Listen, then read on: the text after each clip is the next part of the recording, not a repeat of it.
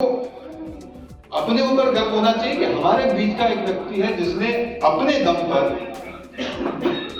मध्य प्रदेश में 20 साल की सरकार के बाद दोबारा सरकार को रिपीट किया। तो सरकार केवल लौटी ही नहीं, लेकिन ऐसे प्रचंड बहुमत से सरकार लौटी कि पूरे देश की आंखें। मध्य प्रदेश की राजनीति में पिछले दिनों से शिवराज सिंह चौहान के बेटे कार्तिकेय चौहान की खूब चर्चा हो रही है।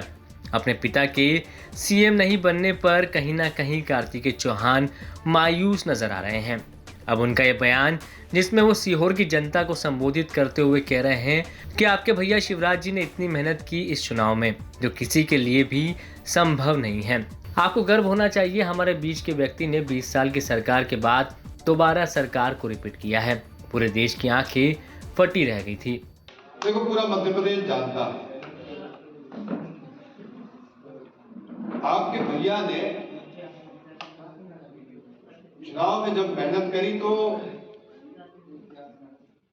किसी इंसान के लिए संभव नहीं है, मानवीय रूप से संभव नहीं है इतनी मेहनत करना। इसके लिए आपको अपने ऊपर गर्व होना चाहिए कि हमारे बीच का एक व्यक्ति है जिसने अपने दम पर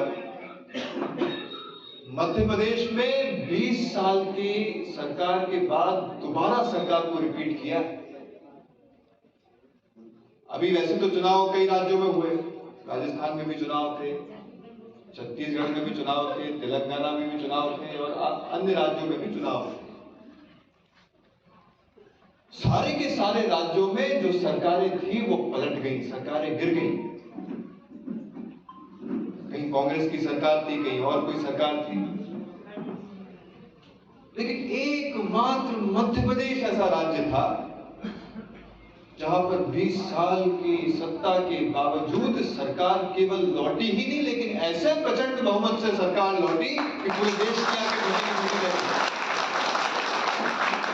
इससे पहले कार्तिकेय चौहान ने कहा कि मैं नेता नहीं हूं, मेरा राजनीति में आने का कोई मन भी नहीं है, लेकिन बाबूजी के नाम पर मुझे सम्मान मिलता है। मैं भाषण इसलिए कर रहा हूं कि विधानसभा चुनाव के लिए आपसे वोट मांगने मैं आया था। अब पिताजी मुख्यमंत्री नहीं रहे और मैं भी आपसे मिलने ना आऊं तो रात में चैन की नींद मुझे नहीं आ पाएगी। मैंने वोट मांगा था तो बीजेपी के जीतने पर सारे वादे पूरे करवाने की जिम्मेदारी भी मेरी है। इसके लिए मैं किसी भी हद तक जा सकता हूं। फिलहाल सियासी हलकों में कार्तिकेय चौहान के बयान की खूब चर्चा हो रही है। सीहोर से नावेद जाफरी की रिपोर्ट अभी तक।